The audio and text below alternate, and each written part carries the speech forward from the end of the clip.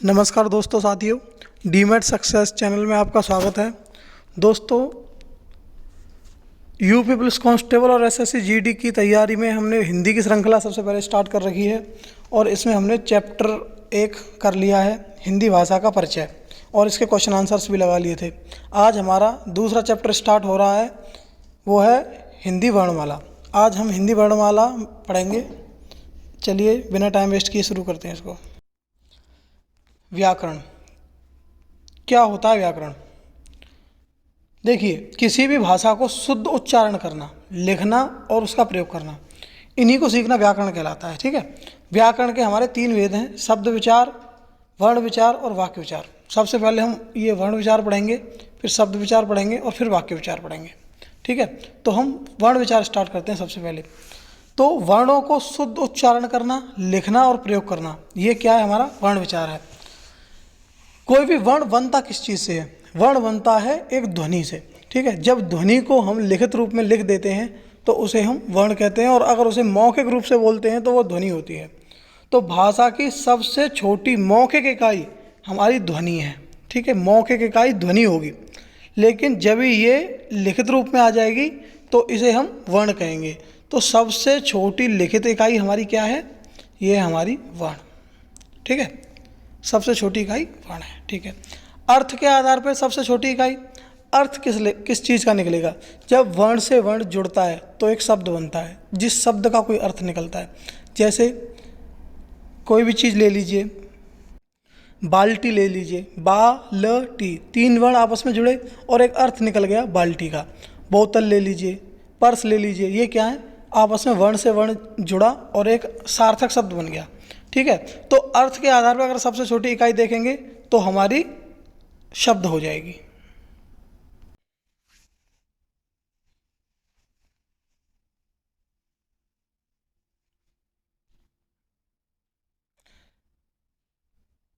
क्या है ये?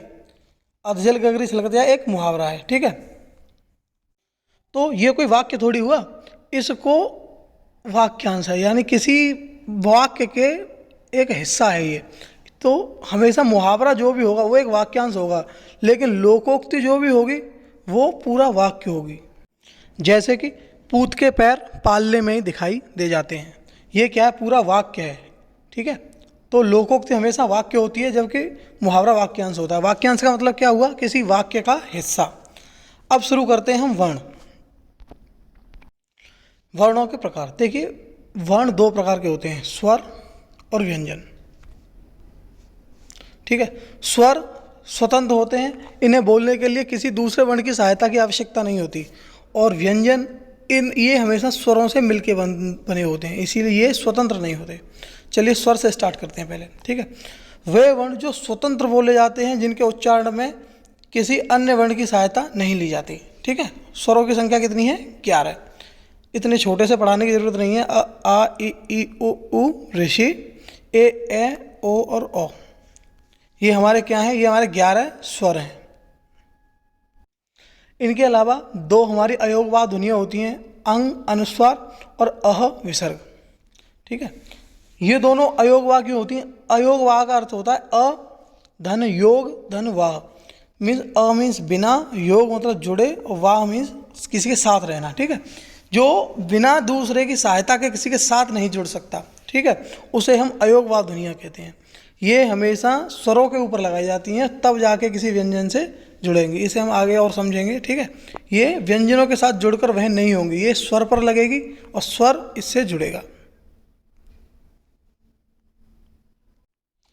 स्वरों के प्रकार देखिए, स्वरों को काफ़ी आधारों पर बांटा जाता है, एक एक करके समझेंगे। सबसे पहले हम शुरू करेंगे मात्रा या उच्चारण में लगने वाले समय के आधार पर। देखिए, नंबर 1 ह्रस्व स्वर, या इसी को लघु स्वर भी कहते हैं, इसी को एकमात्रिक स्वर भी कहते हैं, छोटा स्वर या मूल स्वर ये कहते हैं। ठीक है। तो ये एक ही है, चाहे ह्रस्व स्वर हो या लघु स्वर हो या एकमात्रिक हो, छोटा हो, मूल स्वर हो। और दूसरा हमारा टाइप क्या है? दीर्घ स्वर। दीर्घ स्वर हो, गुरु स्वर हो, द्विमात्रिक हो, बड़ा हो, संधि स्वर हो। देखिए यहाँ से विलोम शब्द और सीखिए। ह्रस्व का विलोम दीर्घ, लघु का गुरु, एकमात्रिक द्विमात्रिक, छोटा बड़ा, मूल स्वर संधि स्वर। ठीक है, ये एक दूसरे के सब क्या हैं, विलोम है। तो मेनली इसमें दो ही हैं, ह्रस्व स्वर और इसमें दीर्घ स्वर। ह्रस्व स्वर कितने हैं, 4। कौन से? अ, ए, उ और ऋषि, ये चारों हमारे ह्रस्व स्वर हैं। और दीर्घ स्वर में कौन से आते हैं? आ, ई, उ, ए, ओ। अब यहाँ एक चीज़ समझिए, देखिए ए, ओ, ये चारों वर्ड संयुक्त स्वर हैं, 2 स्वरों से मिलकर बने होते हैं। अगर कहीं नॉर्मली पूछता है तो ये चारों ही दीर्घ स्वर हैं, ठीक है, लेकिन क्योंकि इनके उच्चारण में समय थोड़ा ज़्यादा लगता है, इसीलिए ये दीर्घ स्वर हैं। लेकिन जो मूल दीर्घ स्वर हैं वो ये 3 ही हैं। एक बार 2018 में वीडियो की परीक्षा हुई थी, उस परीक्षा में ये क्वेश्चन था, उसमें ए और ये बड़ी ई, ये ऑप्शन थे उसमें, ठीक है, और एक कोई और ऑप्शन था जिसमें ये लघु स्वर में से कोई एक था, और पूछा था कि इनमें से कौन सा दीर्घ स्वर है। तो उसमें 3 ऑप्शन सही थे, लेकिन उसमें मेन प्रॉब्लम क्या थी कि ये जो ए, ओ हैं, ये उसमें ऑप्शन सही नहीं होने थे, उसमें ऑप्शन ई सही होना था, ठीक है, क्योंकि मूल दीर्घ स्वर ये 3 ही हैं, ठीक है, और ये बोले जाते हैं क्योंकि चारों दीर्घ हैं, लेकिन याद रखेंगे इनको, मूल 3 है, ये तीनों संयुक्त स्वर हैं, ये पीछे के चारों संयुक्त स्वर हैं। तो इस प्रकार 4 आपके हो गए लघु स्वर और 7 हो गए आपके दीर्घ स्वर। अब तीसरा आता है आपका प्लुत स्वर। ये क्या है? देखिए, ऐसे स्वर जिनको उच्चारण थोड़े लंबे समय तक किया जा सकता हो, ठीक है, उसको हम प्लुत स्वर कहते हैं। ऐसे कौन से स्वर हैं जिनका उच्चारण लंबे समय तक किया जा सकता है? देखिए, अ, आ, लेकिन देखिए ए को नहीं बोला जा सकता, ए बोलोगे तो रुकना पड़ेगा, ठीक है। इसमें देखिए अ है, आ है, ई है, उ है, ए है, ओ है, इसमें आपके कौन से नहीं है? देखिए, छोटी ए नहीं है, छोटी ई को आप नहीं बोल सकते, छोटे ऊ को आप नहीं बोल सकते, ठीक है। बाकी ये सारे प्लुत स्वर के रूप में बोले जा सकते हैं। ओ, ए, ये सब प्लुत स्वर के, यानी लंबी ध्वनि इनके लिए निकाली जा सकती है। तो इसीलिए सिर्फ दीर्घ स्वर में अ और बढ़ जाएगा तो ये हमारे प्लुत स्वर हो जाएंगे, ठीक है। प्लुत स्वरों की संख्या 8 है। देखिए दोस्तों, स्वरों का मात्रा या उच्चारण में लगने वाले समय के आधार पर विभाजन आप देख चुके हैं, जिसमें ह्रस्व स्वर, दीर्घ स्वर और प्लुत स्वर ये तीनों हो चुके हैं, ठीक है।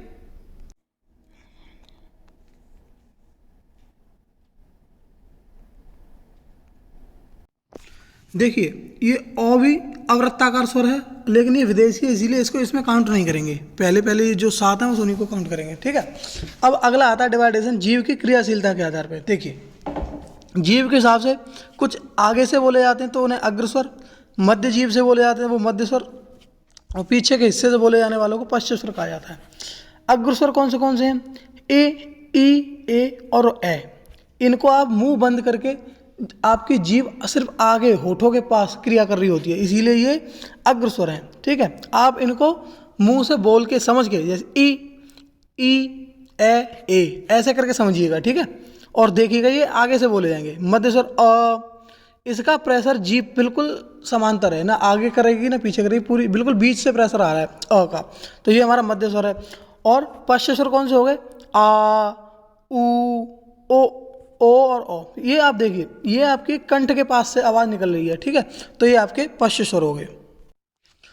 चौथा आपका विभाजन आता है तालु की स्थिति के आधार पर। आपके मुंह का जो तलवा है उसकी स्थिति के आधार पे स्वरों का। देखिए, जब भी हम कोई स्वर बोलते हैं तो जब हमारा मुंह, ये हमारा मुख विवर होता है, इसमें हमारे तलवे की स्थिति के आधार पे, ये मैंने ब्यूटीफुल डिजाइन बनाई है, तलवे की स्थिति के आधार पे हमें पढ़ना है। देखिए, सबसे पहले आपका तालु बिल्कुल बंद हो, दूसरा स्थिति आधा खुला हो और आधा बंद हो, तीसरा विवृत पूरा खुला हो, और अर्धविवृत आधा खुला हो। इसमें देखिए, आधा खुला या आधा बंद, ये लगभग एक ही बात है, इसी को थोड़ा समझेंगे हम। देखिए, समवृत स्वर बिल्कुल बंद करके, ई, ओ, उ और री, ये आप देखेंगे कि मुंह को बंद करके लगभग बोला जाएगा, ठीक है। ई, उ और री, तो ये हमारे समवृत स्वर हो गए, मुंह को बंद करके, ठीक है। अच्छा, अर्ध समवृत, देखिए ए और ओ, ये थोड़ा सा हमारा मुंह खुल जाएगा, ठीक है, ए और ओ पूरा नहीं थोड़ा सा। इसी तरीके से विब्रत स्वर पूरा खुला हुआ, ऐसा सिर्फ एक ही में होता है आ में। बड़े आ को जब हम उच्चारित करते हैं तो हमारा मुंह पूरा खुल जाता है, ठीक है, आ। और थोड़ा सा अर्ध विब्रत स्वर, ये थोड़ा सा मुंह कब खुलता है, अ, और ए, इनको बोलने पे मुंह थोड़ा खुलता है, लेकिन बड़े आ के बराबर नहीं खुलता, तो वो विब्रत, ये अर्ध विब्रत। इससे थोड़ा सा कम ए और ओ में खुलता है, बिल्कुल नहीं खुलता इ, ई, उ और री में, ठीक है। तो ये हमारे 4 डिवाइडेशन हो गए। कौन से? समृत स्वर, अर्ध समृत स्वर, विब्रत स्वर और अर्ध विब्रत स्वर, ठीक है। देखिए 5वां आता है अनुनासिकता के आधार पर, ठीक है। अनुनासिक और निरानुनासिक, ये 2 प्रकार का है। देखिए जिस स्वर को आप नाक के स्वर से बोलते हैं, ठीक है, वो अनुनासिक हो जाएगा। जिसको हम चंद्र बिंदु जिसके ऊपर लगा दें वो आपका अनुनासिक हो जाएगा, और जिस पे नहीं लगा हो वो निरानुनासिक हो जाएगा। सिंपल है। देखिए जैसे कि मान लो चटाई, ठीक है, और यहीं आप लिख दीजिए चांद या चंद, ठीक है। तो ये आपका एक हो गया ये अनुनासिक और ये हो गया निरानुनासिक, ठीक है। देखिए अंग को अनुस्वार कहा जाता है, ठीक है, और अह को विसर्ग कहा जाता है। समय के साथ हमने एक नया वर्ड डेवलप कर लिया है, वो है हमारा ये, देखिए ये वाला, ये हमारा अनुनासिक है, ठीक है। ये शब्द अंग से ही बना हुआ है, अंग से ये वाला शब्द बना हुआ है। तो ये हमारा प्राचीन टाइम में यूज होता था, प्राचीन टाइम में। तो ये तत्समय और इसका तद्भव जो अब बना हुआ है वो ये है, ठीक है। तो ये अनुस्वार का तद्भव अनुनासिक है। ये हमारा एक जगह और हेल्प देगा, जब हम तत्सम और तद्भव शब्द पढ़ेंगे तो उसमें जहाँ कहीं भी ये बिंदी लग रही होगी तो वो संभवतः तत्सम होगा, और जहाँ कहीं भी ये बिंदी लग रही होगी तो वहाँ आंख बंद करके तद्भव पे टिक लगा देना। ये ऊपर वाला तत्सम और ये तद्भव।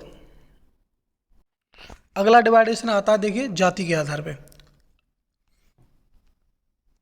इसमें भी 2 प्रकार के, सजातीय और विजातीय। सजातीय जैसे देखिए अ और आ, ए और ई, ओ और उ,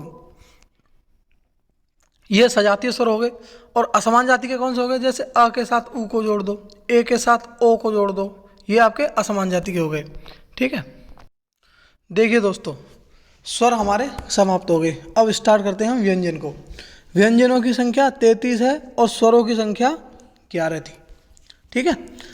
इसको पढ़ाई की दृष्टि से इसका डिवाइडेशन करते हैं, व्यंजनों का वर्गीकरण करते हैं, ठीक है, अध्ययन की सरलता के आधार पर वर्गीकरण।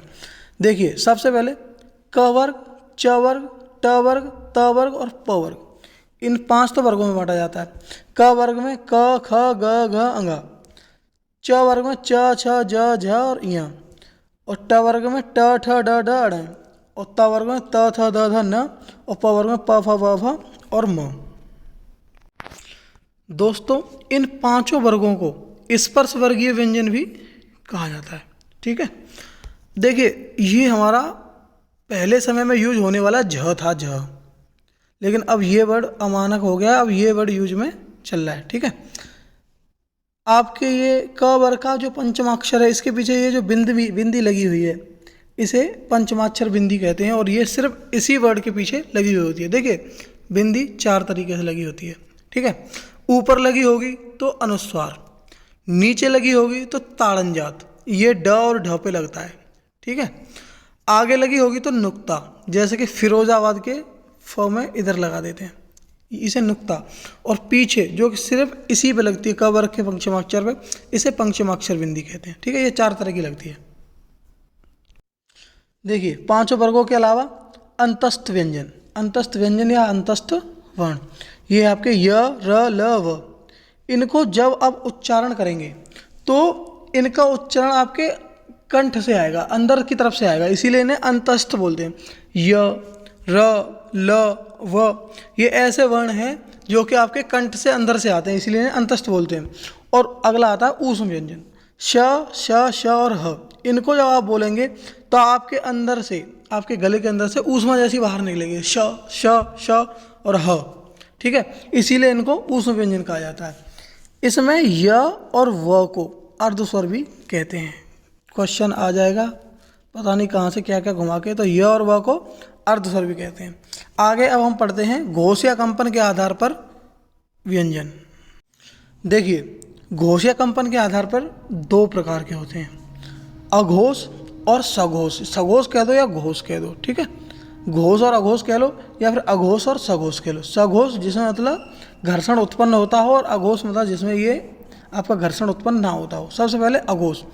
प्रत्येक वर्ग का पहला दूसरा वर्ण, देखिए क, ख, च, छ, ट, ठ और त, थ और प और फ तथा श, श और श, ये तीनों स, ठीक है।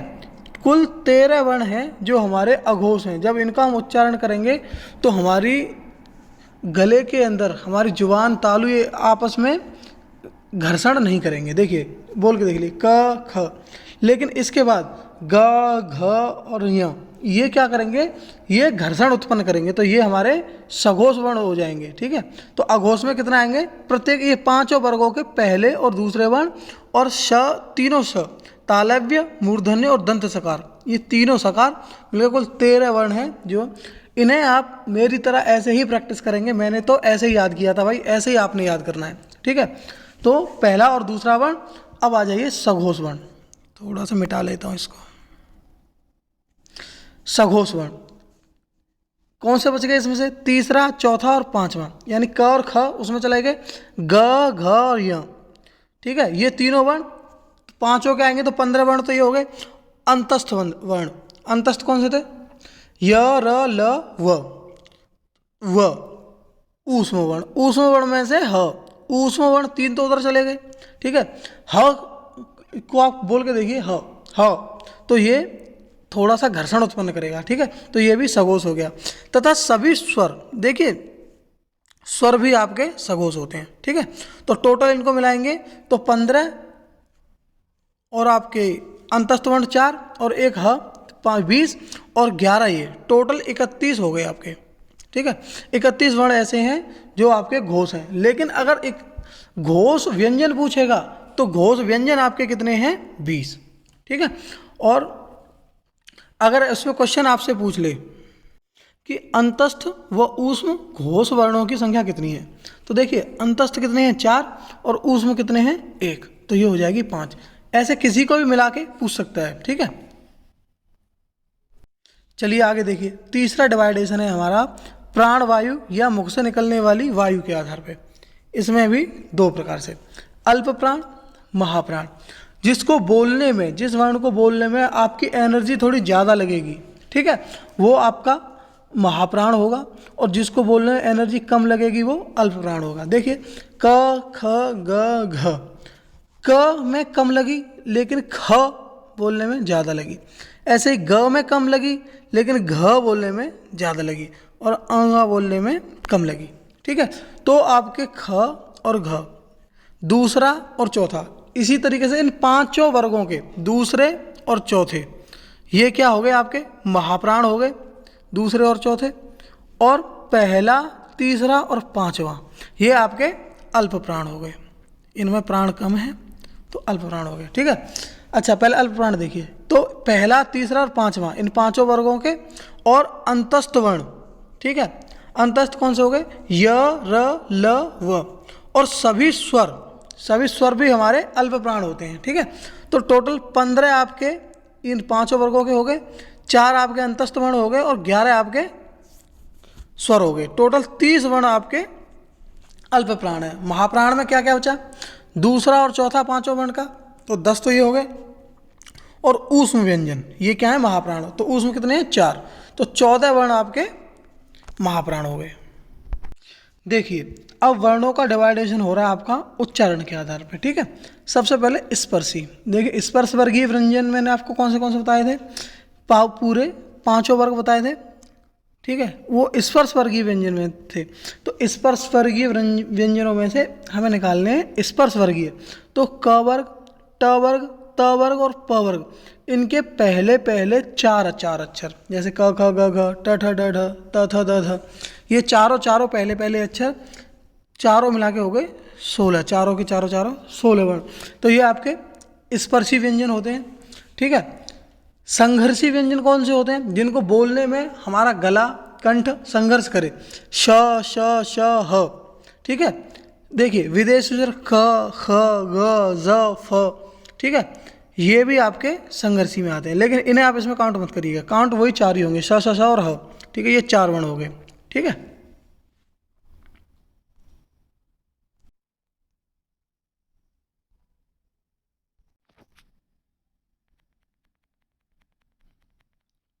ठीक है दोस्तों, आगे देखो। ठीक है, ये लुंठित वर्ड हो गया आपका, प्रकंपित या लुंठित। इसके बाद पार्विक, कहीं कहीं पार्विक लिखा होता है, कहीं कहीं पार्श्विक लिखा होता है, तो पार्श्विक वर्ण है आपका ल, ठीक है, ताड़न जात।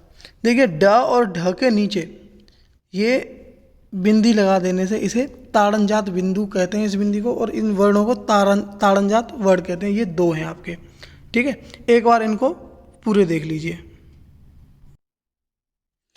स्पर्श वर्ग में आपके आएंगे क वर्ग, ट वर्ग, त वर्ग और प वर्ग के चार चार अक्षर। संघर्षी में स, श, श और ह और विदेशी स्वर, इनको इसमें काउंट नहीं करेंगे, इन चार को ही काउंट करेंगे, ठीक है। स्पर्शी संघर्षी में च वर्ग के पहले चार वर्ण, नासिक में सभी पांचों वर्गों के पंचम अक्षर। संघर्षहीन य और व ये अर्धस्वर भी हैं। प्रकंपित वर्ड र है, इसे लुंठित वर्ड भी कहते हैं। और पार्श्विक या पार्विक ल है, और ताड़न जात आपका अढ़ और अढ़ है, ठीक है। देखिए अब आता है आपका उच्चारण के आधार पर वर्णों का वर्गीकरण। अब इसमें स्वर और व्यंजन दोनों का, ठीक है। ये एक ब्यूटीफुल इमेज है, मैंने बनाई है। देखिए दोस्तों, एक इंसान का सबसे नीचे होता है कंठ, कंठ से ऊपर ऊपर आएंगे तो आपका आएगा तलवा, तालु, तालु के बाद आपका मसूड़ा यानी मूर्धा, और मूर्धा से आगे चलेंगे तो आपके दांत आएंगे, दंत, और दंत के बाद सबसे लास्ट में आएंगे आपके ओष्ठ, होठ, ठीक है। इसी क्रम में आपको अपनी पढ़ाई करनी है, ठीक है। देखिए सबसे पहले नीचे आइए कंठ, कंठ क, ख, ग, घ, क वर्ग, क वर्ग तो टोटल कंठ से बोला जाता है। इसके अलावा अ और आ, अब बोल के देखिए अ, आ, क, ख, ग, घ, आपके सामने के मुंह वाला हिस्सा तो टच ही नहीं करेगा, ये आपके गले से आवाज़ निकल रही है। और अह, ये सब आपके क्या है, ये कंठ वर्ण है। कौन से? कंठ वर्ण, ठीक है। इसके अलावा आगे बढ़िए, इसके बाद आया आपका तालु, तालु में कौन से आ गए? तालव्य, जो तालु से बोले जाएंगे वो तालव्य, जो कंठ से बोले जाएंगे वो कंठ, जो दांत से बोले जाएंगे वो दंत, जो मूर्धा से बोले जाएंगे वो मूर्धन्य, जो होठ से बोले जाएंगे वो ओष्ठ। इसी तरीके से वर्णों का डिवाइडेशन है, ठीक है। अब देखिए अगला आया आपका तालव्य, तालव्य होता है तलवे से, ए, ई और च वर्ग, च, छ, ज, झ, इसमें श ऊष्म में और अंतस्थ में य,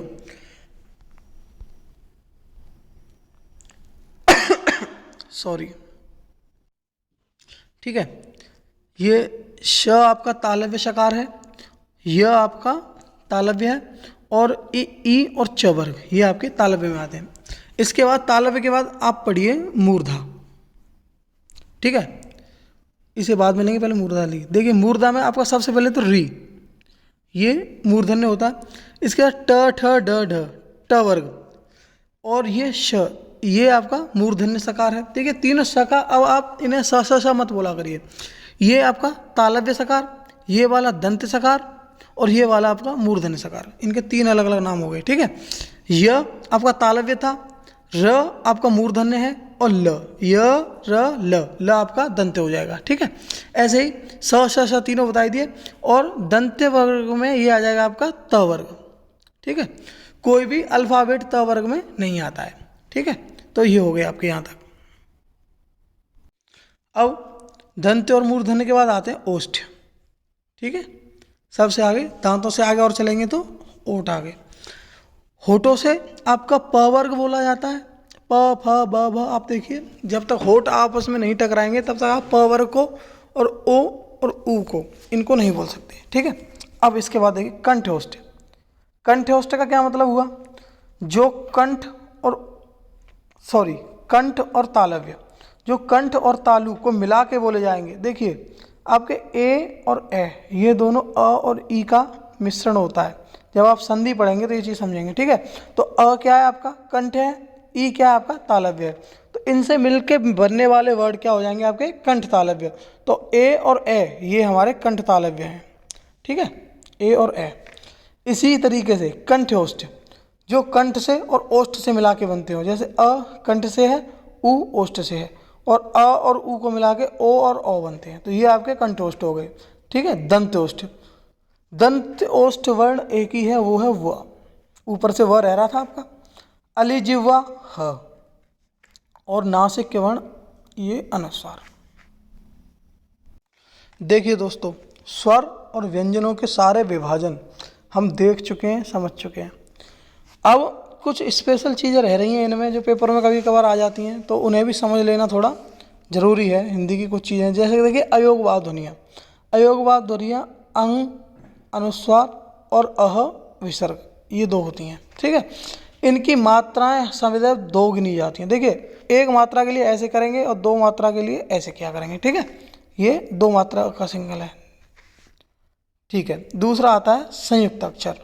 संयुक्त अक्षर क्या होता है, जब दो व्यंजन और एक स्वर मिलके कोई वर्ण बनाते हैं तो उसे हम संयुक्त अक्षर कहते हैं। इसमें हम एक चीज़ और समझेंगे, संयुक्त अक्षर क्या होता है और द्वित्व वर्ण क्या होता है। देखिए, संयुक्त अक्षरों में इन अक्षरों के संधि विच्छेद कभी कभी पेपर में पूछ लेता है, ठीक है। देखिए, ये छ, छ आपका क को श और अ, ये तीनों से जोड़ के बनाते हैं। क और श को मिलके छ बनता है, स्वर रहित छ। उसके पीछे अ लगा देंगे तो ये पूरा आपका छ बन जाएगा, ठीक है। त्र, त्र बनता है आपका त, र और अ से, ठीक है। ज्ञ, सबसे इंपॉर्टेंट, ये सबसे ज़्यादा पेपर में यही आता है, क्योंकि इसे आदमी पहले इसको ले लेंगे फिर इसको लेंगे, ठीक है, और ये गलत हो जाता है, ठीक है। इसमें पहले ज, य और य ऐसे बनेगा, और श्र आपका श और र और अ से मिला के बनेगा, ठीक है। तो ये आपके संयुक्त अक्षर हैं। द्वित्व वर्ण क्या होता है, देखिए, द्वित्व वर्ण में भी दो व्यंजन और एक स्वर होता है। उसमें क्या होता है, लेकिन एक ही व्यंजन जब दो बार जुड़ता है तो उसे द्वित्व, जैसे मान लीजिए हमें लिखें आपके दत्ता, तो त में त जुड़ के आ जुड़ा है, हम लिखें कुत्ता, तो ये क्या है हमारे, ये द्वित्व वर्ण है और वो हमारे संयुक्त अक्षर थे। देखिए, आगे आता है विकसित स्वर, अनुनासिक कह लो, विकसित कह लो, या ऐसे चंद्र बिंदु कह लो। देखिए, ये हमारा मूल अनुस्वार था, ठीक है। इसको डिराइव कर करके ये वर्ण बना लिया चंद्र बिंदु वाला अनुनासिक, तो ये हमारा क्या है, विकसित स्वर है जो इससे बना है। इसीलिए हमारी ये अंग को हम तत्सम रूप में अनुस्वार कहते हैं, और इसका तद्भव अनुनासिक है, जो ये इसका रूप है, ठीक है। इसके बाद समझते हैं हम ताड़न जात को। देखिए, जब किसी बिंदु मेली ड और ढ, जब किसी वर्ण के नीचे यह बिंदी चिन्ह लगा दिया जाता है तो उसे हम ताड़न जात, उत्क्षिप्त, फेंका हुआ या द्विगुण या फिर विकसित व्यंजन कहते हैं। और इनकी संख्या हमारे हिंदी में दो है, अढे, अढे और अढे, ये दो हमारे ताड़न जात चिन्ह हैं। इनकी क्या विशेषता है, विशेषता ये है कि ताड़न जात चिन्हों पे हलंत नहीं लगाया जाएगा पहले तो। जैसे कि अगर ये है वर्ण है तो इसको ऐसे हलंत नहीं लगाया जाएगा, इसका एक मैं उदाहरण अभी आपको समझाऊंगा। और दूसरी बात, ये किसी भी वर्ण के प्रथम अक्षर के रूप में प्रयोग नहीं होते हैं। अब इस चैप्टर को अंतिम रूप देते हैं। देखिए, वर्णों की संख्या कितनी है, स्वर कितने थे हमारे 11, व्यंजन कितने थे 33, तो कुल मूल वर्ण या फिर कुल साधारण वर्ण कितने हो गए हमारे 44, ठीक है। अयोगवाद ध्वनियाँ कितनी है 2, संयुक्ताक्षर कितने हैं 4, और ताड़न जात कितने हैं 2। इनका कुल योग हो गया आपका 52, 52। तो अगर कुल वर्ण पूछेंगे तो 52 और मूल वर्ण पूछेंगे तो हमारे 44, ठीक है। इसके अलावा विदेशी स्वर 4, विदेशी वर्ण 4, तो अगर इनको भी इसमें जोड़ देंगे तो टोटल हमारे 56 मानक वर्ण हो गए। हमारे हिंदी के मानक वर्णों की संख्या है 56, ठीक है। देखिए, अब ये हमारा रह जाता है लास्ट टॉपिक, मात्रा ज्ञान, ठीक है। स्वरों की मात्रा, 11 स्वर हैं, 11 स्वरों की 11 मात्राएं हैं, लेकिन लिखी सिर्फ 10 की ही जाएगी, ठीक है। हमारे अ की कोई मात्रा नहीं होती, इसे हटाइए। अ की कोई मात्रा नहीं होती है, ठीक है। ये उदासीन स्वर कहते हैं इसे। बाकी इन सब की ये मात्राएं हैं, आपने बहुत पढ़ी है, इसमें ज़्यादा समझाने की जरूरत नहीं है, ठीक है। मात्राओं के आधार पर स्वर कितने प्रकार के होते हैं आप पढ़ चुके हो, 2, ह्रस्व स्वर और दीर्घ स्वर। ह्रस्व स्वर कितने थे आपके, अ, ए, उ और री, और दीर्घ स्वर कितने थे बाकी के। तो यहाँ पे ह्रस्व स्वर की मात्रा 1 लेंगे और दीर्घ स्वर की मात्रा 2 लेंगे, ठीक है। अब देखिए मात्राओं की गणना कैसे की जाती है। मान लीजिए कोई वर्ड है बतख, तो ब, इन सबको स्वर रहित कीजिए, ब, अ, त और अ और ख के साथ अ, तो कितने स्वर हुए, 1, 2 और 3। तो इसमें स्वर कितने हो गए आपके, 3। राम में देखिए र, आ, म, अ, कितनी मात्रा हुई, आ की 2 और अ की 1, कुल मिला के 3 मात्राएं, ठीक है। मात्राएं गिनना आपको आ गया होगा। अब देखिए वर्णों की गणना कैसे करते हैं।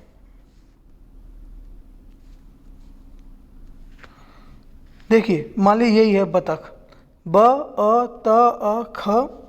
जब वर्णों की गणना करते हैं तो इसमें खास बात यह है कि जो लास्ट वाला वर्ण अगर उस पर मात्रा अ की है, ठीक है, तो उसे हम स्वर रहित नहीं करेंगे, ठीक है। अब इसको गिनिए, ये हो गए आपके 5 वर्ण, ठीक है। अब लीजिए मथुरा, म, अ, थ, उ, र और आ, ठीक है। क्योंकि अब इसमें मथुरा का र, इसमें अ की मात्रा नहीं है, आ की मात्रा है। अ के अलावा कोई भी मात्रा हो उसे हम स्वर रहित करेंगे। अब जोड़िए इनको, ये हो गए आपके 6 वर्ण। इस तरीके से वर्णों की गणना की जाती है। अब एक चीज़ लास्ट रह रही है आपकी, वो है ये हिंदी वर्णानुक्रम। देखिए ये रीजनिंग में भी क्वेश्चन आ सकता है और हिंदी में भी आ सकता है। इसमें आपको हिंदी के वर्ण दे दिए जाएंगे और ये पूछा जाएगा कि इनको क्रम से लगाइए कि कौन सी हिंदी डिक्शनरी में पहले आएगा और कौन सा बाद में आएगा। तो हिंदी शब्दकोश का क्रम क्या होता है, देखिए सबसे पहले ये अंग, उसके बाद ये अंग। देखिए ये आपका जो दूसरा अंग है ये आपका चंद्र बिंदु हो या ना हो एक ही बात है, ठीक है। देखिए ऐसे हो सकता है कि ये अंग और ये आपकी ये अंग, ये ऐसे भी हो तो भी कोई नहीं, और ये दोनों ऐसे भी तो भी कोई नहीं। तो ये पहले ये दिखा रहा है कि पहले ये वाला, फिर ये बड़े आ वाला, फिर अह, ठीक है, फिर अ, आ, ई, उ, री, ए, ये कहाँ तक चलेगा, क तक। क के बाद आपका आएगा क्षत्रिय वाला छ, क्योंकि क्षत्रिय वाला छ क और श से मिलकर बना होता है। तो क के बाद क्षत्रिय वाला छ, फिर ख, ग, घ, च, छ, ज, झ, ठीक है। ज के बाद आएगा ज्ञ, ठीक है। ज्ञ के बाद झ, ट, ठ, ड, ढ, और त के बाद आ जाएगा त्र, ठीक है। द, द, न, ठीक है, प, प, ये ठीक है। इसके बाद श के बाद आ जाएगा आपका स के बाद स्र, ठीक है, और श, स, ह। ये आपकी पूरी वर्णमाला की सीरीज हो गई। इस तरीके से होगा। आपको इसे समझाने के लिए मैंने ये एक एग्जाम्पल लिया है। यहाँ पे देखिए क्षयी, क्षय, क्षत्रिय, क्रम, कर्म, क्या और कम। क्षयी को कैसे लिखेंगे, देखिए छ को बांटेंगे, क, श, अ हो गया, और य और ई की मात्रा, ये क्षयी हो गया। क्षय को देखिए क, श, अ, य प्लस अ, ये आपका क्षय हो गया, ये क्षयी हो गया, ये क्षय हो गया। इसी प्रकार क्षत्रिय का क, श, अ और त, र, ई, य, अ, ये आपका क्षत्रिय हो गया। क्रम का क, र, अ, म, अ, ठीक है। कर्म का क, अ, र, म, अ। ये आपके सभी के डिवाइडेशन इस तरीके से यहाँ पे किए हुए हैं, ठीक है। अब इनको हम सीक्वेंस में लगाएंगे। देखिए क, क, क, क, ये सब में है, ठीक है। अ है इसमें, इसमें अ है और इसमें अ है, और बाकी सब में एक्स्ट्रा। तो इन दोनों में से देखिए अ के बाद इसमें अगला म आ रहा है और इसमें अगला र आ रहा है, तो कौन सा पहले हो जाएगा, 1 नंबर पे ये हो गया और 2 नंबर पे ये हो गया, ठीक है। इन दोनों को हटाइए। क के बाद य है इसमें, और इसमें क के बाद र है, इसमें स है, स है और स है। तो र पहले आएगा या य पहले आएगा, य वाला आएगा, तो ये तीसरे पे हो गया और ये चौथे पे हो गया। ये नीचे वाले 4 उठ गए, ऊपर वाले पे आइए। अब देखिए श के बाद तीनों में अ है, अ के बाद दोनों में य है और इसमें त है, तो त वाला पहले आएगा तो इसमें 5 हो गया। ये इसमें अ है, इसमें ई है, तो ये वाला 6 पे और ये वाला 7 पे। इस तरीके से दोस्तों इसमें 1-2 क्वेश्चन आप खुद लगा लीजिएगा, ठीक है। ये सीक्वेंस भी आ सकता है और ये वर्णमाला के ये वाले क्रम आपको याद कर लेने हैं, फिर आप बना लेना। इसकी बहुत जल्दी मैं क्वेश्चन आंसर्स दूंगा, उन्हें जब आप लगा लोगे सही सही तब ये आपका पक्का हो पाएगा। ठीक है दोस्तों, पढ़ते रहिए। यूपी पुलिस कांस्टेबल आपका वेट कर रही है। कांस्टेबल के बाद और भी बहुत सारी भर्ती आपका वेट कर रही हैं। आप मेरी एक बात याद रख लेना, आपको नोट्स बनाने हैं इसके और रफ में पढ़ना है, डायरेक्ट फेयर नहीं करनी। वीडियो अगर मैं जल्दी बोलता हूँ तो इसको पुश कर लीजिएगा, 2 बार देख लीजिएगा। लेकिन देखिए, स्टूडेंट को लंबी पढ़ाई की तैयारी करने के लिए नोट्स बनाने चाहिए, जो कि टाइम को शॉर्ट करना है आपको। ऐसा नहीं करना कि पेपर से 1 महीने पहले आप हिंदी पढ़ने बैठें। आपको याद कर करके इतना शॉर्ट कर लेना है कि 1 घंटे में आप पूरी हिंदी का रिवीजन मार सको। और वो जब मार पाओगे जब आपके पास नोट्स होंगे, पहले से आपने उसको पढ़ रखा होगा। ऑनलाइन पढ़ने वालों में सबसे बड़ी कमी यही होती है, यूट्यूब पे भटक जाता है आदमी पहले तो। दूसरी बात ये, ऑनलाइन पढ़ के अगर ऑनलाइन ही छोड़ दोगे तो वो ऑनलाइन ही उड़ जाएगा, ठीक है। वो लॉन्ग लास्टिक आपके साथ नहीं रहेगा। इसके लिए आपने नोट्स बनाने हैं और नोट्स से स्टडी करनी है। मैंने अपने यूपीएसआई की प्रिपरेशन भाइयों ऑनलाइन ही की है, और हिंदी कहीं से पढ़ी, जीएस कहीं से पढ़ी, साइंस कहीं से पढ़ी। सारे टीचर्स अलग अलग हैं, कभी मैं अपने टीचर्स का भी बताऊंगा आपको। ठीक है दोस्तों, वीडियो थोड़ा लंबा हो गया लेकिन काम का है, और सभी मेहनत करते रहिए, पढ़ते रहिए। Thank you, have a nice day.